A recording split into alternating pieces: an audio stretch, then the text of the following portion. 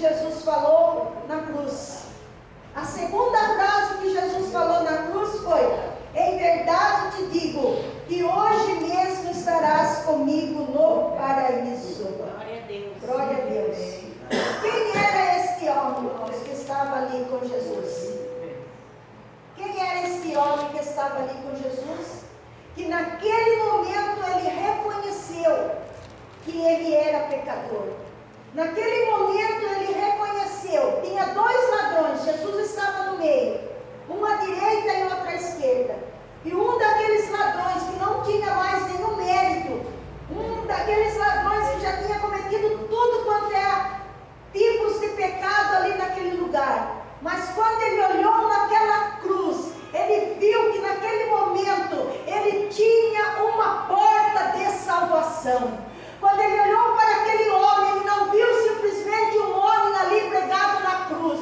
Quando ele olhou para aquele homem, naquele Gólgota, naquele lugar de sofrimento, ele viu que naquela cruz tinha alguém que poderia dar uma saída na última hora para ele. E o nome dele é Jesus. Amém. É o mesmo que está aqui nesta manhã. Talvez você fale assim: eu vim aqui nesta igreja, não sei nem como é esse ministério, não sei nem como funciona. É assim mesmo também foi lá com aquele ladrão. Jesus, ele olhou para Jesus e falou assim: olha, eu estou aqui, o que eu quero é a minha bênção. Então não perca a tua bênção nesta manhã. Se o Senhor te trouxe aqui, não importa quem esteja aqui, o mais importante é saber que o general da guerra, o Senhor dos senhores, o Rei dos reis, ele está aqui nesta noite para te dizer para mim e para você: eu sou uma saída para a tua vida. Seu nome é Jesus. Ele tem uma saída. Você entrou aqui nesta manhã talvez falando assim: não tem mais jeito, não tem mais saída, estou desesperado com essa situação, parece que essa luta nunca acaba, esse problema nunca chega ao fim.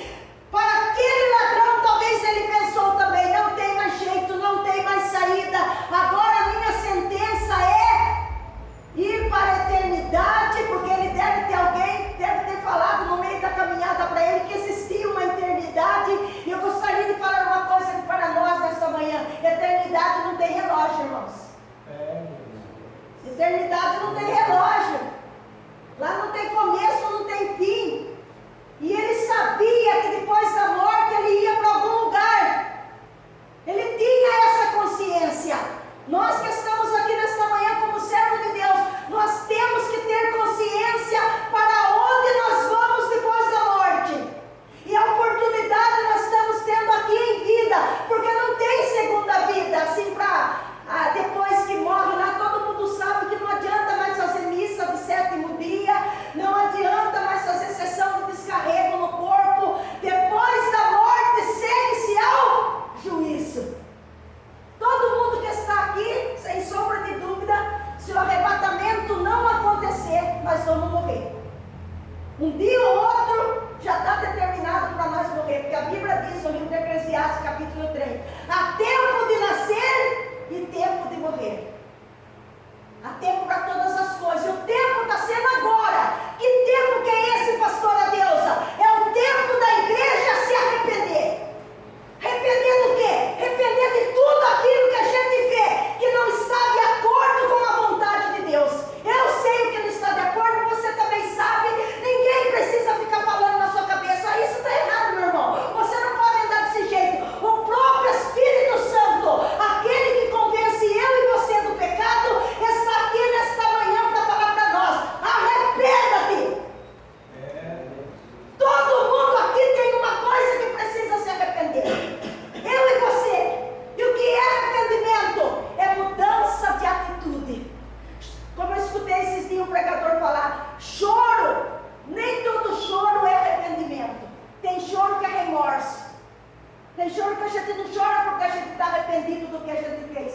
A gente está com remorso. E nesta manhã o Senhor fala, como ele diz lá em 2 Crônicas 7,14: se este povo que se chama pelo meu nome se humilhar e orar e buscar a minha face e se arrepender dos seus maus caminhos, então eu ouvirei dos céus e sararei a sua terra. Às vezes é fácil a gente ouvir isso, irmãos. Às vezes a gente é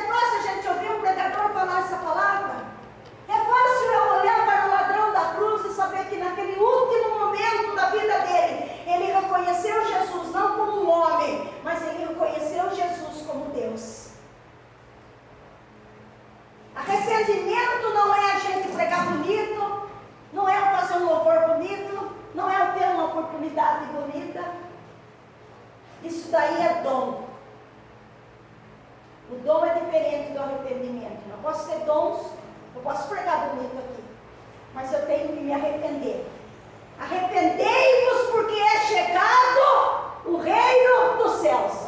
E o arrependimento é para toda a igreja, irmãos. Não é só para o Ministério Igreja do Nazareno, ou para Deus é Amor, Congregação Cristã do Brasil. O arrependimento é para todo mundo que reconhece que Jesus Cristo veio ao mundo. Ele nasceu aos 33 anos, ele começou o seu ministério, ele fez cura, ele fez milagre, ele fez libertação, como ele faz ainda hoje. Ele transformou vidas, prostitutas foram restauradas, pessoas religiosas se renderam a Cristo. Agora Jesus está lá na cruz, assim mesmo na cruz, ainda ele continua salvando vidas. Por isso não deixe a sua cruz, continua seguindo a Jesus mesmo com a sua cruz, porque através da sua cruz também você vai salvar vidas para o reino de Deus. Aleluia!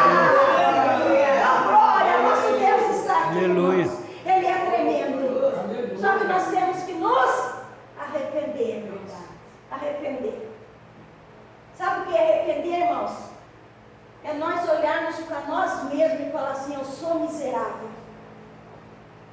É nós olhar para nós mesmos, não é olhar para a vida da minha cunhada e falar para ela: pastora Leia, me arrepende aí. Eu não tenho que me preocupar com a vida dela, eu tenho que me preocupar com a minha. A salvação é individual.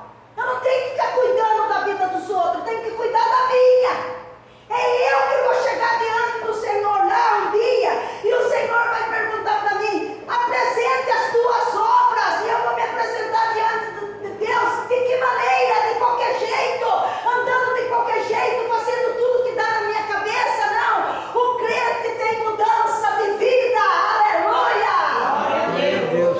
Nós temos que ser diferentes, irmãos, porque a Bíblia diz que nós somos a luz do mundo e o sal da terra. É o que eu sempre falo, né? Às vezes nós, como cristãos, nós ficamos dentro da igreja sal salgando sal, né? Porque eu sempre falo que a igreja é um saleiro e nós somos o sal. Mas às vezes a gente fica dentro da igreja, todo mundo salgando sal. Eu salvo você, você me salva, mas o Senhor não falou isso daí para nós. Pela palavra de Deus, nós temos que salgar a terra, salgar o mundo, salgar essas pessoas que estão sem sabor, que estão desesperadas, que estão procurando uma resposta. Às vezes lá dentro da tua família mesmo você tem alguém que está desesperado, que já está com a porta da sepultura aberta para ir morrer ainda e parar na eternidade. Talvez lá na sua família você tenha alguém que precisa de um milagre ainda hoje, porque o inimigo tem trabalhado de maneira tão sutil que você nem tem percebido. Então eu quero falar para você nesta manhã: vamos nos arrepender, irmãos. Não é só eu me arrepender, mas é nós. Pode entrar, criança, sente aqui para participar do culto. Participe do culto. Não fica chamando a menina para sair. Se você não quer participar, entra aqui. Senta e participe. Que aqui o culto é para todos. Quando eu comecei na igreja, eu tinha 8 anos de idade, aceitei Jesus com 13. E fiquem quietinha para vocês ouvir a palavra. Irmãos, uma palavra como o pastor Roberto, já estou profetizando, falou.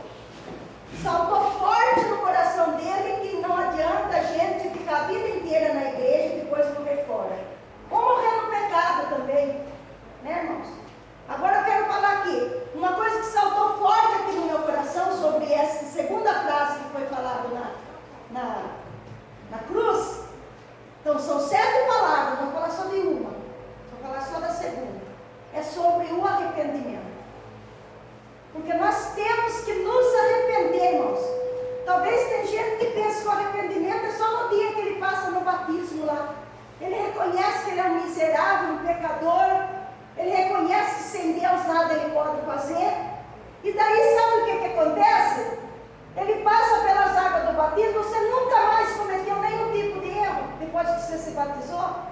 Bom, amém. Se você não cometeu, eu cometi tantas falhas já depois que eu se batizei. Se você não cometeu nenhuma falha, nenhum erro, não estou falando de pecado de adultério, essas coisas aí, que não vou entrar nesse detalhe, mas eu estou falando assim,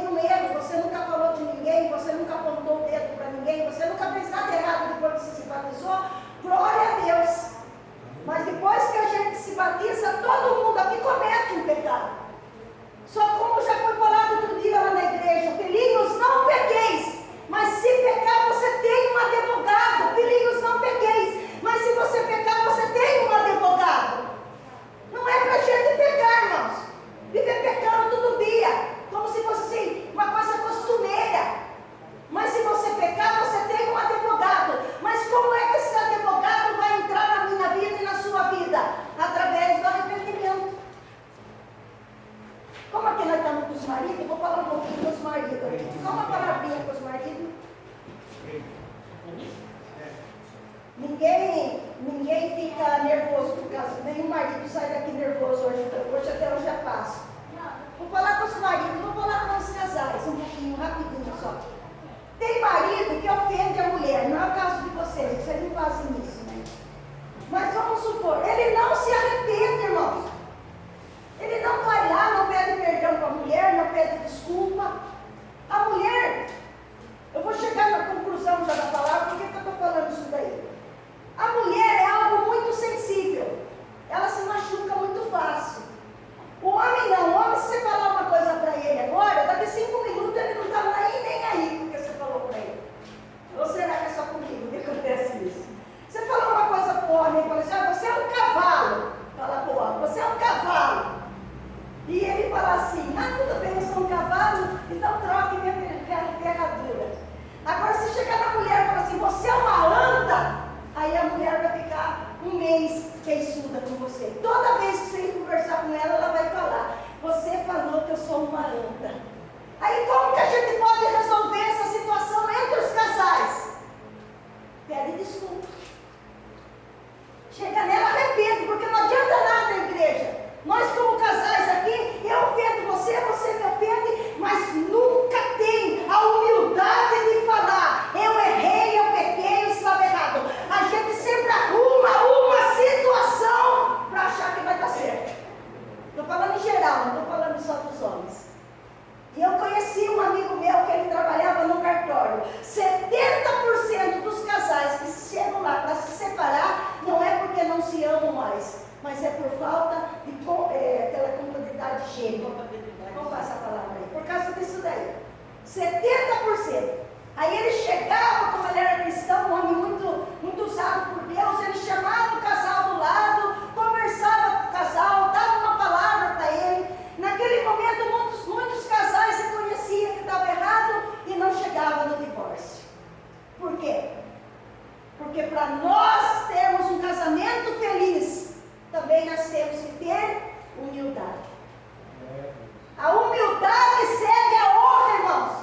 Diante de qualquer casamento, de qualquer situação, a humildade segue a honra. A gente tem que reconhecer, irmãos, aquela pessoa que está do lado da gente. Quando a gente reconhece aquela pessoa que está do lado da gente, a gente não só quer viver com ela aqui nessa terra, mas a gente quer passar a eternidade junto com ela. Aleluia!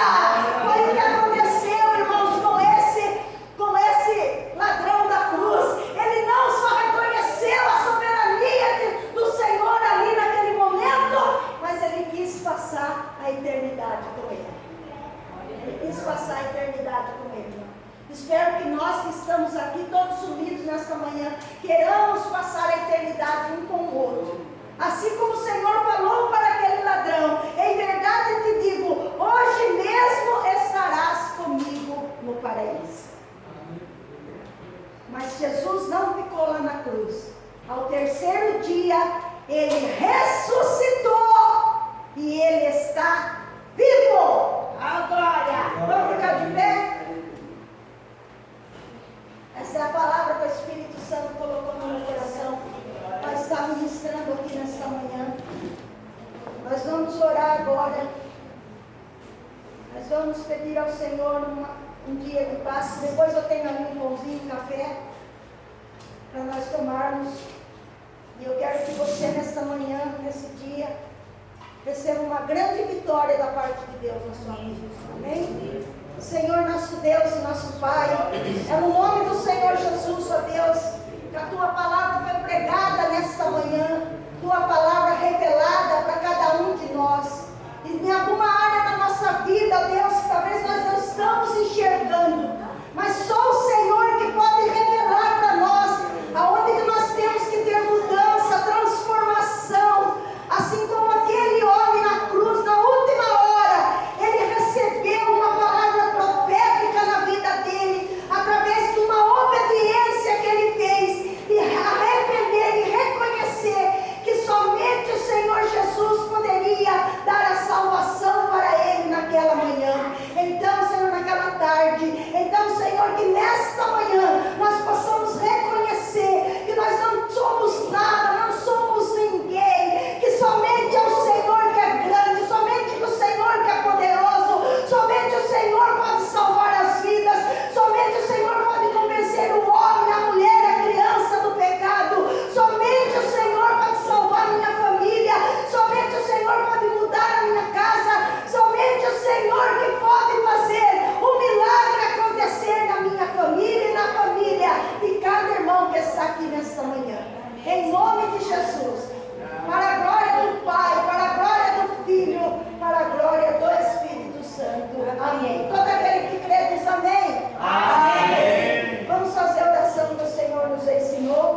E eu agradeço cada um de vocês que estão aqui. Amém? Amém. Pai nosso que estás nos céus, santificado seja o teu nome. Venha o teu reino, seja feita a sua vontade,